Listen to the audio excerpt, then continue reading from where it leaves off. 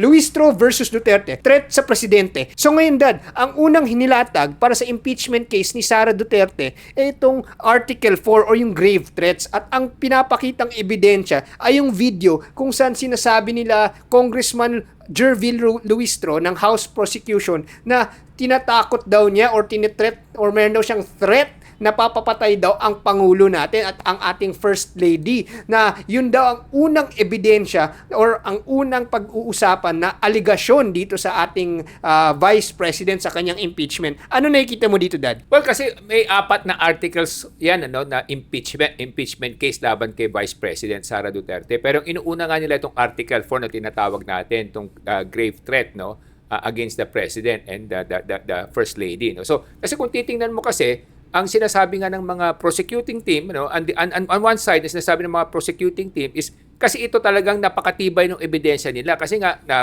nagkaroon ng video na ilabas sa mga television, saka sa mga video blogs, itong kanyang ginawa, yung kanyang pananakot at medyo pagmumura pa nga na kanyang ginawa. Kasi parang yun ang pinakamatibay na ebidensya kasi di mo nga naman maidideny yun, dahil nga nandun talaga yung video. Pero ang tanong kasi dito, hindi naman kasi ito kumbaga criminal case Kasi kung criminal case yan, dapat maabsuelto si Vice President Sara if they cannot prove beyond reasonable doubt na talagang may serious intention siya na gawin ito, di ba? Kasi maaring this is out of burst of emotions lang, nagalit siya, sobrang galit niya o siguro may nagsabi sa kanya na may threat din laban sa kanya, kaya nga sinabi niya kung may mangyayari sa kanya, meron na siyang kinausap na papapatay niya ang ating Pangulo at First Lady at pati si former Speaker Romualdez yata during that time. So yun ang sinasabi nga kasi nga parang ang sa the other side naman, sa defense team naman, ang sinasabi nila, well, number one, hindi naman ninyo mapapatunay na talagang merong ganong klaseng kumbaga aksyon na ginawa si Vice President Sara Duterte. Saka number two, conditional nga ito na sinasabi kung may nangyari sa kanya. Pero ang tanong nga doon kasi nga, sa ating lipunan kasi, nakikita naman natin kahit sa mga kababayan natin, yung mga pangkaraniwang joke, kahit sabihin natin joke lang ito, o hindi ka talaga seryoso sinabi mo, pero siniseryoso yan ng ating gobyerno. Example, pag sumakay ka ng eroplano at nagbiro ka, kahit napabiro lang, na baka may bomba rito sa eroplanong to. So nakikita natin na talagang i-unload ka, hindi ka pa sasakay ng eroplano, i-detain ka at kakasuhan ka pa.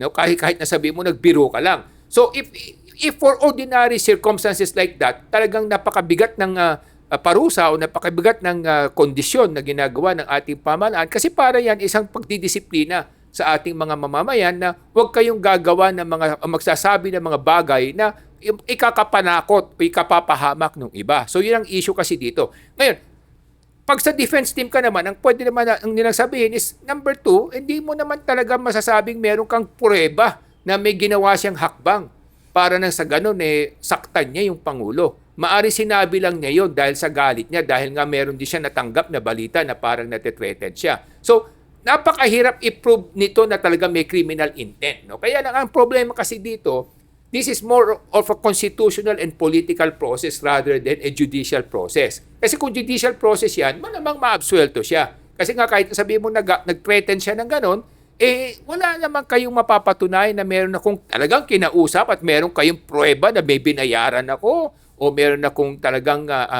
kontrata with somebody to kill someone. So yun ang issue kasi dito. Pero kaya lang nga, kasi nga, this is a constitutional political process.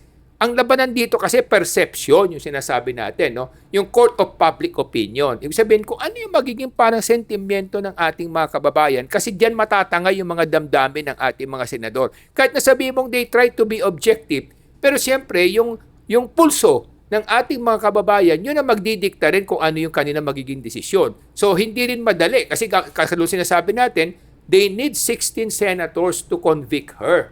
They only need 10 to acquit her. So yun ang issue kasi dito. So napakabigat ng labanan din. Kaya medyo liamado si Vice President Sara in terms of acquittal rather than conviction because of that.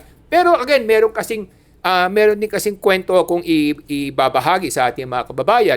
Meron kasing ganitong isang kaso rin sa Estados Unidos. Merong nasasakdal ng murder. Kaya lang, marami ng circumstantial evidence na nandun, merong knife, nakita nila yung knife, yung ginamit na panaksak, saka yung oras na nakitang kasama niya yung biktima. Pero ang problema kasi walang katawan. Hindi mahanap yung katawan. So, siyempre, sa Amerika kasi iba yung kanilang criminal system doon. May jury system sila, di ba? Ibig sabihin, hindi yung judge ang magdi-decide.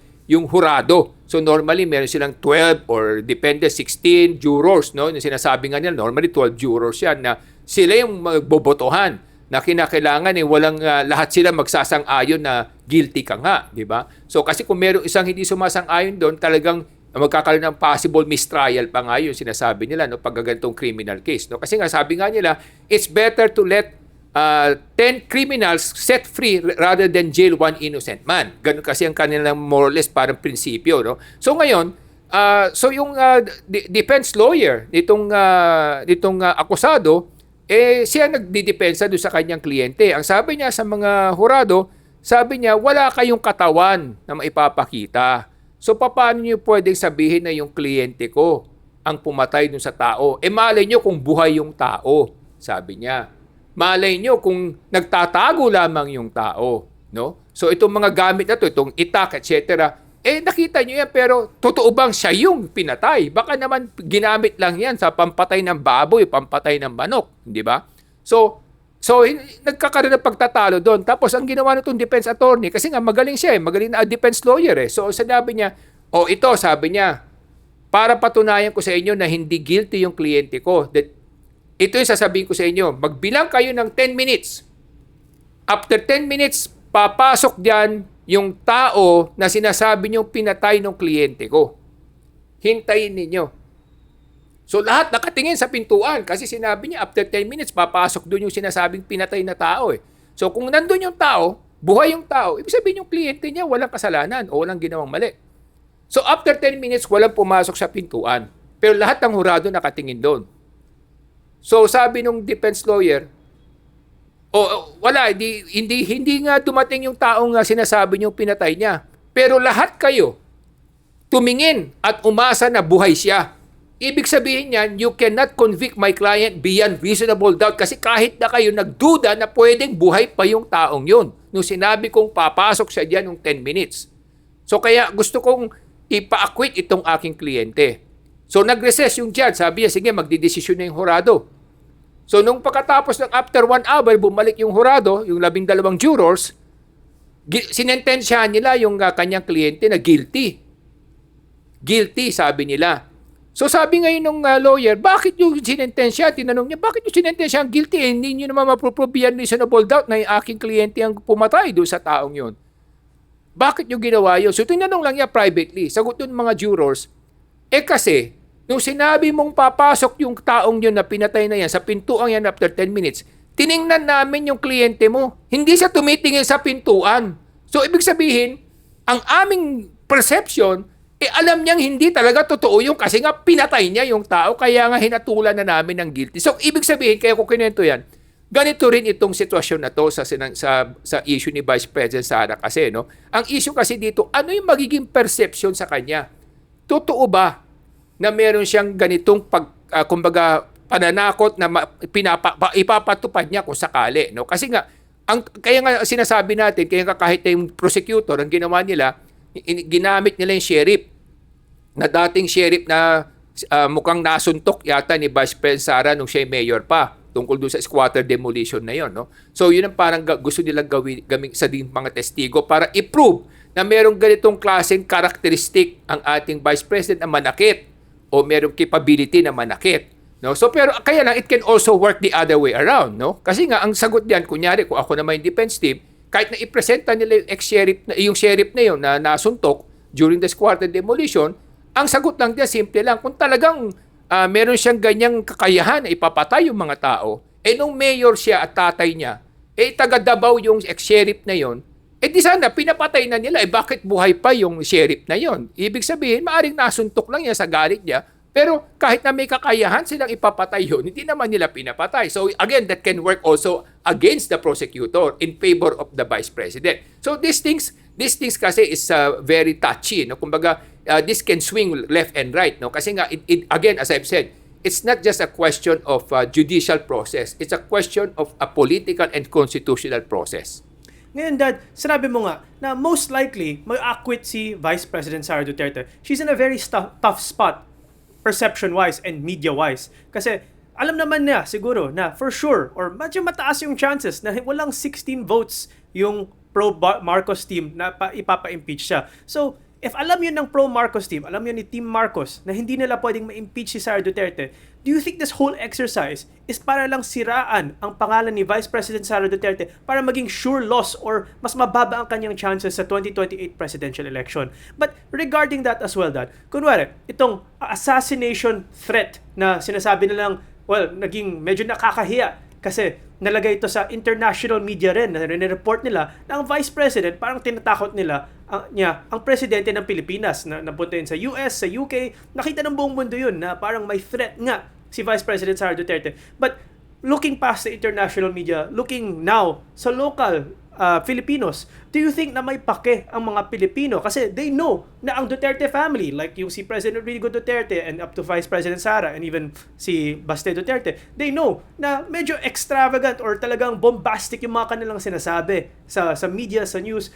Do you think may pake ang masang Pilipino na sasabihin nilang masamang tao si Vice President Sara Duterte dahil sa mga assassination threat na to? Do you think they're going to side with Team Marcos or they're still going to be Team Sara when it regards to this impeachment hearing? Masisira ba talaga ang pangalan ni Sara Duterte based sa mga threats na in-accuse ni Team Marcos, Dad? Well, isa-isahin natin kasi mga issue, no? Kung sinasabi natin, bakit ba kasi may impeachment process, no? In fairness to all parties, no? Kasi nga mayroong mga na-discover o may mga lumantad na mga problema, no? Yung confidential funds nga na gastos ng ilang araw lamang, saka ibang kawaniyatan DepEd nagsasabing parang sinusuhulan sila nung panahon na siya cabinet secretary doon. So kasi itong mga ganitong ebidensya, siyempre, kinakailangan mailabas ito para makita natin kung may katotohanan o hindi.